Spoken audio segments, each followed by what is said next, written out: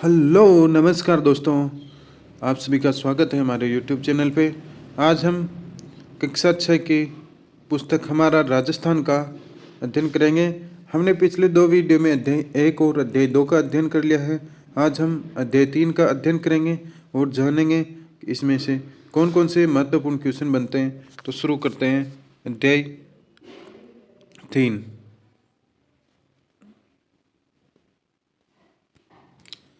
अध्याय 3 का नाम है इतिहास जानने के स्रोत। तो अध्याय 3 क्या है? इतिहास जानने के स्रोत। इतिहास क्या है? उसको जानने के स्रोत है। तो शुरू करते हैं। प्राचीन काल के इतिहास के अध्ययन से हमें सभ्यता के क्रमिक विकास का ज्ञान होता है। इतिहास जानने के अनेक स्रोत हैं, जिन्हें मुख्यतः 2 भागों में विभक्त किया गया है: पुरातात्विक एवं साहित्यिक स्रोत। 2 स्रोत है इतिहास को जानने के। कौन कौन से? एक तो पुरातात्विक और एक साहित्यिक स्रोत। तो पहले देखते हैं पुरातात्विक स्रोत को। पुरातात्विक स्रोत प्राचीन काल के वे अवशेष जिन्हें हम स्थान एवं घटनाओं के संदर्भों को समझने में सहयोग मिलता है, उन्हें पुरातात्विक स्रोत कहते हैं। तो पुरातात्विक स्रोत किसे कहते हैं? जो प्राचीन काल के वे अवशेष जिनसे हमें स्थान एवं घटनाओं के संदर्भों को समझने में, किसको? स्थान और घटनाओं के संदर्भों को समझने में सहयोग मिलता है, उन्हें पुरातात्विक स्रोत कहते हैं। ऐसे स्रोतों में अभिलेख, मुद्रा, स्मारक, कलाकृतियाँ एवं उत्खनन से प्राप्त सामग्री शामिल हैं। इनसे तत्कालीन जनजीवन को समझा जा सकता है। पुरातात्विक स्रोत संक्षेप में इस प्रकार हैं। पहला है अभिलेख। ये हमें शिलालेखों यानी पत्थर की पट्टिकाओं, शिलालेख इसे कहा जाता है। जो एक पत्थर होता है उसकी पट्टिका, पत्थर को कुछ लिख दिया जाता है, जो इसमें जानकारी मिलती है। पाषाण शिलाओं, पत्थरों के बड़े बड़े खंडों, स्तंभों, भवनों, गुफाओं की दीवारों, मूर्ति प्रतिमाओं, स्तूपों, मठों, तालाबों, खेतों में खड़ी शिलाओं, ताम्र पत्रों पर उत्कीर्ण किए हुए मिलते हैं। तो अभिलेखों की क्या उपयोगिता है? ये विविध भाषाओं में गद्य व पद्य दोनों शैलियों में ही मिलते हैं। इन अभिलेखों में शासक, उनके आश्रित लोगों, रानियों, राजकुमारों, सामंतों आदि के नाम, घटना की तिथियां, शासन कार्यों और आज्ञाओं का उल्लेख मिलता है।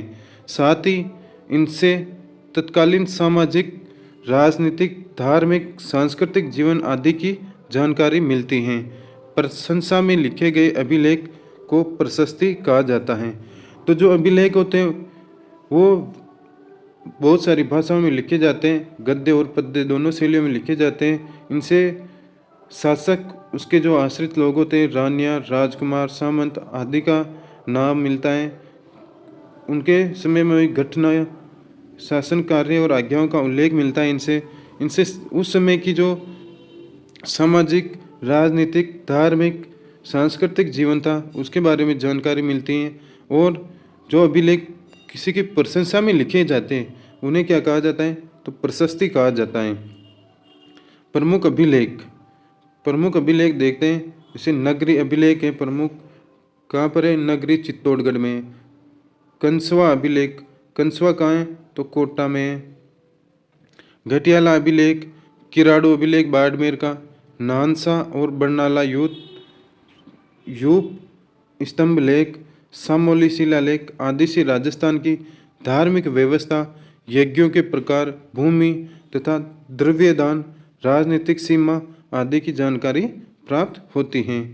उदाहरण स्वरूप घटियाला अभिलेख प्रत्यारों और बिजोलिया शिलालेख चौहानों का इतिहास जानने का महत्वपूर्ण साधन है। तो घटियाला अभिलेख में किसका उल्लेख है? प्रत्यार शासकों का। और बिजोलिया शिलालेख में किसका है? चौहानों का इतिहास है। उसके बाद में चिरवा का शिलालेख रावल समर सिंह के युग की जानकारी देता है। तो चिरवा का शिलालेख किसकी जानकारी देता है? तो रावल समर सिंह की जानकारी देता है। उसके बाद आगे देखते हैं स्मारक। राजस्थान के विभिन्न स्मारकों में दुर्ग प्रमुख हैं। तो स्मारकों में क्या है? दुर्ग प्रमुख है। इनमें चित्तौड़, जालोर, गागरोन, रणथंभौर, आमेर, मेहरानगढ़, तारागढ़, कुंभलगढ़ आदि दुर्ग महत्वपूर्ण हैं।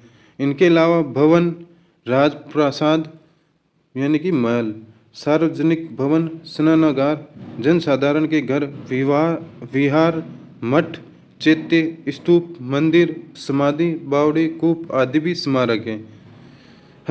हमें तत्कालीन स्थापत्य कला, धार्मिक विश्वास, उपासना पद्धति, मनुष्य की चेतना और स्मृति का ज्ञान भी करवाते हैं। फिर आते हैं मुद्राएं। मुद्राओं अथवा सिक्कों, छापों या प्रतीकों से किसी भी काल की विशेष राजनीतिक, धार्मिक, आर्थिक स्थिति का पता लगता है। तो मुद्राओं, सिक्कों, छापों या प्रतीकों से जो किसी भी काल विशेष की राजनीतिक, धार्मिक, आर्थिक स्थिति का पता लगता है।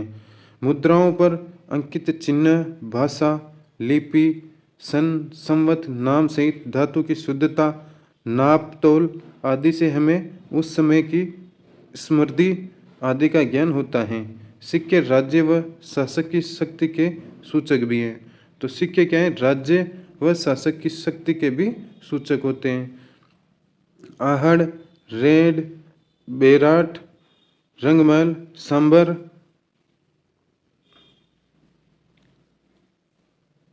सुखानिया के उत्खनन से प्राप्त सिक्के और मुद्राओं में क्षत्रपों, मालव, चौहान, गोहिल आदि वंशों के काल के राज्य शासन, अधिकृत सीमा के बारे में जानकारी उपलब्ध होती है।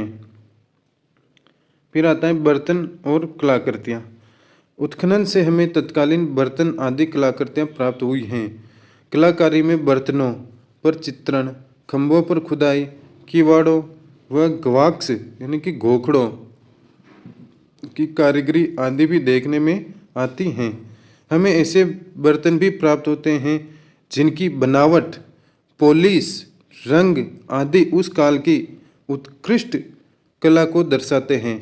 राजस्थान के अनेक स्थानों से उत्खनन में प्राप्त मृदभांड, प्याले, रकाबियाँ, धूप पात्र, दीपक आदि से हमें पूर्वजों के कला कौशल को सहज से समझ सकते हैं। गणेश्वर जो नीम का था ना, सिक्कर की ताम्र संस्कृति के अवशेष, गणेश्वर से क्या मिले? ताम्र संस्कृति के अवशेष। जोधपुरा, जयपुर और नौभरतपुर से प्राप्त काले एवं लाल मृदभांड। जोधपुरा, जयपुर एवं नौभरतपुर से कौन से मृदभांड मिले? तो काले व लाल मृदभांड। आहड़ व घिलुंड से प्राप्त प्रस्तर, फलक आदि में कला कौशल देखे जा सकते हैं। उसके बाद देखते हैं ताम्रपत्र। ताम्रपत्र तांबे के छोटे बड़े पत्थरों पर खोदे गए लेखों को ताम्रपत्र कहते हैं। ताम्रपत्र किसे कहा जाता है? जो तांबे के छोटे बड़े पत्थर होते हैं उन पे लेख खोदे जाते हैं, उनको ताम्रपत्र कहते हैं। जैसे ये लिख रखा महाराजा धीराज, ऐसे जो तांबे के छोटे छोटे पत्थर होते हैं उन पे लिखा जाता है।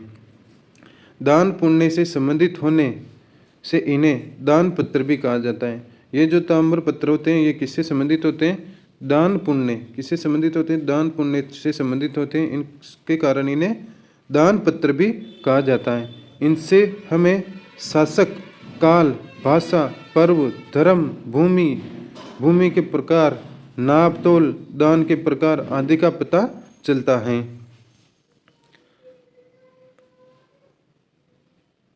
उसके बाद साहित्यिक स्रोत।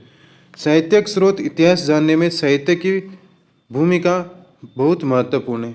इतिहास को जानने में क्या है? साहित्य की भूमिका बहुत महत्वपूर्ण है। संस्कृत, हिंदी, राजस्थानी, उर्दू, फारसी में लिखा साहित्य प्रचुरता के साथ मिलता है। राजस्थान के प्राचीन इतिहास को जानने में वेद, रामायण, महाभारत, बौद्ध एवं जैन ग्रंथों से सहायता मिलती है। 12वीं शताब्दी के उत्तरार्ध में जयानक कृत पृथ्वीराज विजय महाकाव्य से चौहानों की उपलब्धियों का वर्णन मिलता है। तो 12वीं शताब्दी के बाद में किसने कहा? जयानक का कौन सा ग्रंथ है? पृथ्वीराज विजय। इससे किसकी जानकारी मिलती है? तो चौहानों की उपलब्धियों की वर्णन मिलता है इसमें। फिर है नयन चंद्र सूरी। नयन चंद्र सूरी का कौन सा ग्रंथ है? तो हमीर महाकाव्य। नयन चंद्र सूरी के हमीर महाकाव्य से चौहानों के इतिहास के साथ साथ अलाउद्दीन खिलजी की रणथंभौर विजय और उस समय की सामाजिक धार्मिक स्थिति की जानकारी मिलती है। राजस्थानी साहित्य में पृथ्वीराज रासो जो चंद्रबरदाई का है, अचलदास खिचरी वचनिका, पद्मनाभ कृत कन्नड़दे प्रबंध, पद्मनाभ के द्वारा रचित कन्नड़दे प्रबंध, बीकानेर के दलपत सिंह कृत दलपत विलास, खीड़िया जग्गा कृत वचनिका आदि विशेष उल्लेखनीय हैं।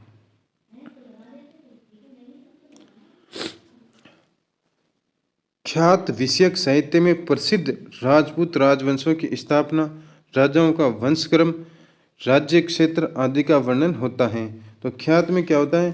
ख्यात विषयक साहित्य में प्रसिद्ध राजपूत राजवंशों की स्थापना का, राजाओं का वंशक्रम, राज्य क्षेत्र आदि का वर्णन होता है। जैसे नैनसिरी ख्यात, बांकीदास की ख्यात, दयालदास की ख्यात, जोधपुर राज्य की ख्यात आदि से इतिहास जानने में सहायता मिलती है।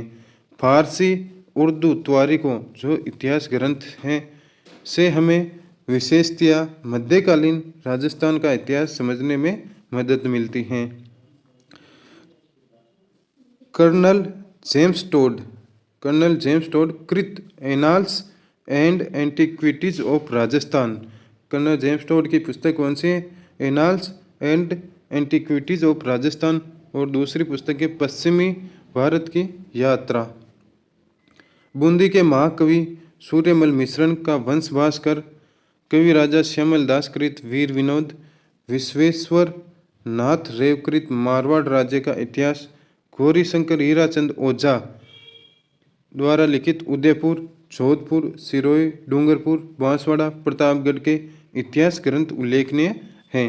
इनसे बार बार क्वेश्चन पूछा जाता है कि annals and Antiquities of Rajasthan किसकी पुस्तक है, वंश भास्कर किसकी पुस्तक है, वीर विनोद के लेखक कौन है। तो इनसे बार बार क्वेश्चन पूछा जाता है, तो ये बहुत ही इम्पोर्टेंट है ये वाली पुस्तकें। उसके बाद में अभिलेख किसे कहा जाता है? जो ताम्र पत्थर आदि पर खुदा हुआ लेख होता है उसे अभिलेख कहा जाता है। उत्खनन जिसकी खुदाई की जाती है उसे उत्खनन कहा जाता है। मृदभांड किसे कहा जाता है? जो मिट्टी के बर्तन होते हैं उन्हें मृदभांड कहा जाता है। तो इसी के साथ आज अध्याय 3 भी पूरा हो गया है। कल हम अध्याय 4 को पढ़ेंगे और ऐसे ही कक्षा 6 से 12 तक की सारी पुस्तकों का हम अध्ययन करेंगे और इनसे बनने वाले महत्वपूर्ण प्रश्नों को देखेंगे। तो हमारे चैनल को सब्सक्राइब ज़रूर करें और वीडियो अच्छा लगे तो अपने दोस्तों को शेयर ज़रूर करना। धन्यवाद।